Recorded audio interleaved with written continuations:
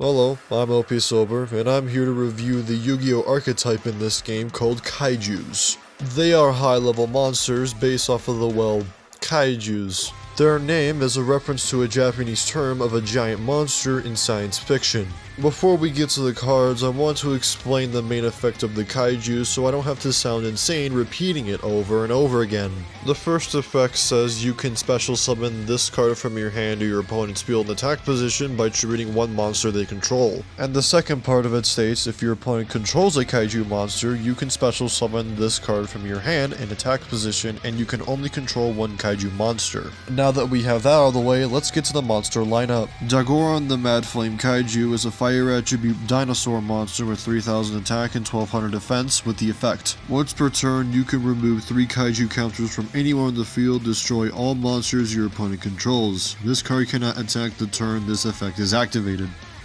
Not only are you tributing your opponent's monster to make another Kaiju, but you're destroying all of them with this card, Soul to the Wound, and I love it. This card is based on the big monster himself, Godzilla. Godzilla, the Mystery Dust Kaiju, is a wind insect monster with 2700 attack and 1600 defense. Once per turn, and this is a quick effect, you can remove 3 Kaiju counters from anywhere in the field. The attack and defense of all other monsters on the field become halved. This is based on the Kaiju Mothra, and it's pretty basic, but it helps give your opponent a Kaiju monster stronger than yours to further weaken their monsters. This obviously includes the Kaiju you give to your opponent. Gamciel, the Sea Turtle Kaiju, I think that's how you pronounce the name, is a water aqua monster with 2200 attack and 3000 defense. When your opponent activates a card or effect, except for this card, quick effect, you can remove 2 counters from anywhere on the field, negate the activation, and if you do, banish that card. If you're playing a Kaiju deck, that is if you're insane enough to play one in the first place, do not give your opponent this card. Its purpose is to pretty much be a wall to continue with your other Kaiju plays. This is based off of the big turtle himself, Gamra Jiru, the star-destroying Kaiju, is a light machine with 3300 attack and 2600 defense. When a card or effect is activated that targets one card and no other cards, you can remove 3 Kaiju counters from anywhere on the field and negate that effect, and if you do, destroy one card of the field. This is basically Gamciel, but it does more for just one more Kaiju counter. By the way, this card is warded so you can negate one card and then destroy another if you want, and this is in one effect, which makes this card extremely good. Oh, and according to the wiki, it's based off of this thing. Humongous, the Sticky String Kaiju, is an earth insect with 2400 attack and 2500 defense. When your opponent normal or special summons a monster, except during the damage step, you can remove 2 Kaijus from anywhere on the field. Until the end of this turn, that monster cannot attack and its effects are negated. The effect isn't once per turn because you're already limited on the number of Kaiju counters on the field. So depending on your board, you have some chances on making sure you can stop your opponent from doing any further plays. If you can only do it once, then you best be wise about it. This Kaiju is based off of Kumonga. Radan, the multi-dimensional Kaiju, is a Dark Fiend with 2800 attack and 2500 defense. Once per turn, you can remove 2 Kaiju counters from anywhere on the field, special summon 1 Radan token. Its stats are a Dark Fiend level 7 with 2800 attack and no defense, and it cannot be used as synchro material. But they didn't say Xyz summon. I am curious though, did they find something broken when they were synchro summoning with the token? This card is based off of Dark Lugiel from Ultraman? Thunder King, the Lightning Strike Kaiju, is a light thunder monster with 3300 attack and 2100 defense. Once per turn, you can remove 3 Kaiju counters from anywhere on the field. Your opponent cannot activate cards or effects throughout the rest of this turn. Also, this card can make up to 3 attacks on monsters during each battle phase of this turn. The only thing that can stop this card is continuous effects like Skill Drain. If your opponent doesn't have those type of cards, you're golden. This is based off of King Ghidorah.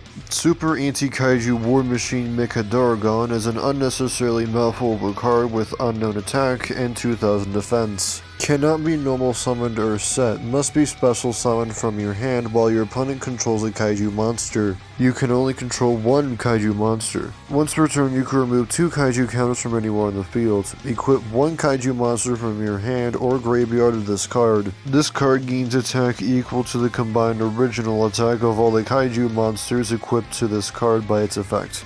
This is the least likely this card is ever going to be played. Don't get me wrong, it's a good effect, but the whole kaiju archetype isn't meant to be a deck with just kaijus alone. They're usually used for their tribute effects to get rid of some monsters.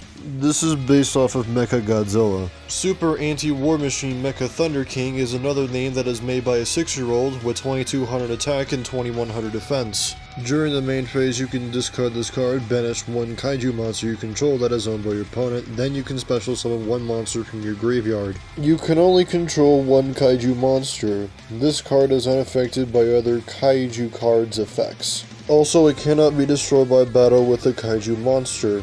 During your end phase, if this is in your graveyard, you can special summon this card. You can only use its effect of you, I'm not saying that name again, once per turn. Wait, what do you mean it's once per duel?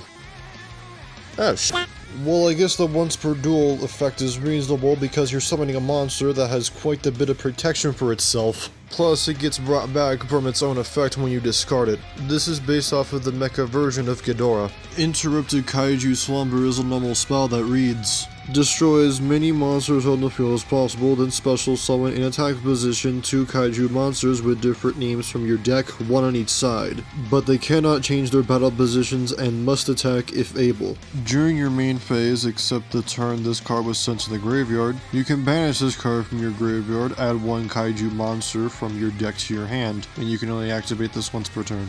If you're worried about your opponent's back row, don't play this card. If you do feel confident, it can serve as a searcher later on. And you're gonna need to read all these rulings. Kaiju Capture Mission is a continuous trap card that reads: once per turn, if there are less than 3 kaiju counters on this card, you can target 1 kaiju counter on the field, change it to face down defense position, then place 1 kaiju counter on this card.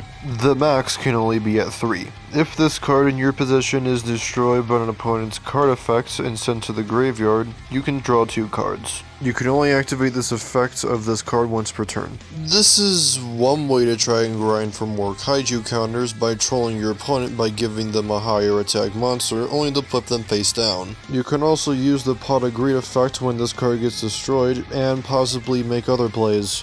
The Kaiju Files is a continuous spell that reads: each time a kaiju monster is special summoned from the hand and or graveyard, place 1 kaiju counter on this card, and the max is 5. Once per turn, you can target 1 kaiju monster on the field, destroy that monster, then special summon 1 kaiju monster with a different name from your deck to its controller's field. You can send this card with 3 or more kaiju counters to the graveyard, add 1 kaiju spell or trap from your deck to your hand, except the Kaiju Files. This is also another way to grind more kaiju counters, and it's just by you playing the game because of how this archetype works. This card can manipulate your opponent's board if you feel like they need a different kaiju monster. Koto Waterfront is a field spell that reads: each time a card is sent from the field to the graveyard, place 1 kaiju counter on this card for each sent card. The max is 5. Once per turn, while 3 or more kaiju counters are on this card, you can add 1 kaiju monster from your deck to your hand. If this card would be destroyed by a card effect, you can remove 1 kaiju counter from this card instead. By playing the game, you're just going to get counters, so play at least 3 cards and you get a free search. Plus, it doesn't get destroyed by a mystical space typhoon too easily.